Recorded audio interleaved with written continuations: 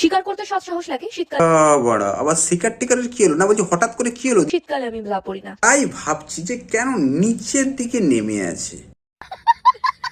যথেষ্ট কারণ আছে। হেভি ব্রেস্টের মেয়েরা বুঝবে সারা বছর ব্রা পরে থাকা, বিশেষ করে যারা অফিস করে, সব সময় বাধ্যতামূলক পড়তেই হয়, কিছু করার নেই। কিন্তু দেখো অনেক আসলে তো দেখতে তো পাচ্ছি, বলি কম বেশি তো ভিডিও দেখতেই থাকি। বলি চা খেতে কে মেকআপ করে আসে ভাই?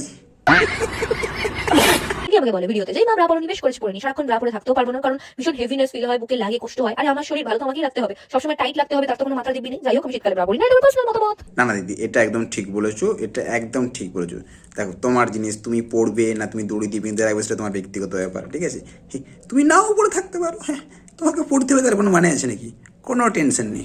তোমার জিনিস তুমি তুলে রাখবে না তুলে ধরে রাখবে, সেটা তোমার ব্যক্তিগত ব্যাপার। যাই হোক, মোটামুটি লোক দেখে মোটামুটি আনন্দ পাবে।